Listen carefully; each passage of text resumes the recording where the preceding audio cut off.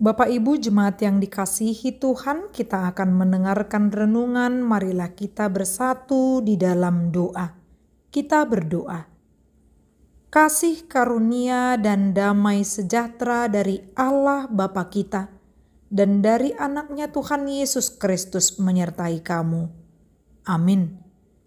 Firman Tuhan yang menjadi nas renungan bagi kita tertulis dalam Yakobus pasal 5 ayat 1. Jadi sekarang hai kamu orang-orang kaya, menangislah dan merataplah atas sengsara yang akan menimpamu.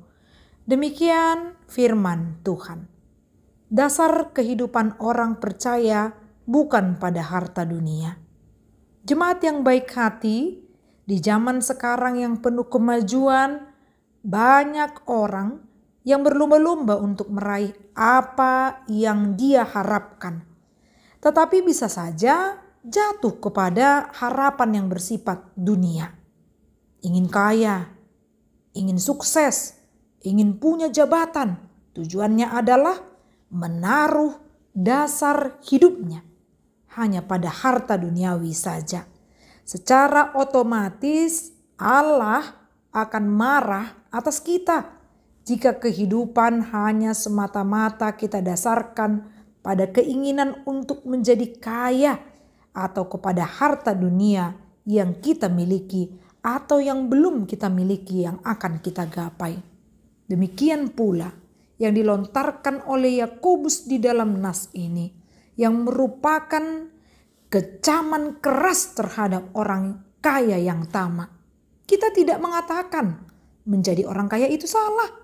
Namun kecaman keras ini karena orang kaya dalam nas ini ditegur hanya mengandalkan kemampuannya sendiri, berupaya untuk tidak melibatkan Tuhan dan mengatakan semua yang kami gapai ini adalah karena kemampuan dan kelihayan kami dalam mencari harta dunia atau kekayaan.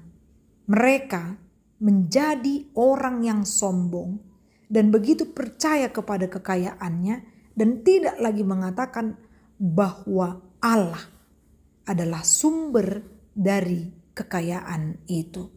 Biasanya orang-orang yang demikian akan hidup pada ketamakan atau keserakahan sampai mengorbankan hak orang lain atau tidak peduli kepada hak orang lain, menindas orang lain, tidak mau peduli atas apa yang dialami orang-orang yang membutuhkan bantuan dari seseorang yang sudah menjadi kaya.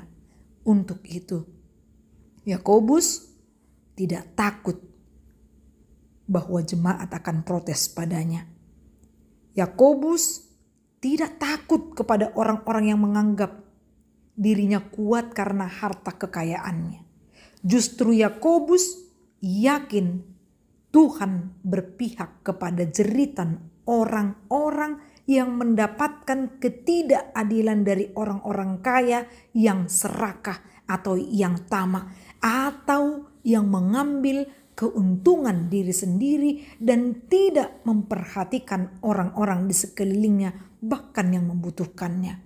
Bila kita kembali kepada status kita, tidak ada orang yang terlahir langsung memiliki harta duniawi karena kita dilahirkan dengan telanjang. Semua itu jelas adalah kepunyaan Allah dan Allah memiliki kendali atas apa yang kita miliki.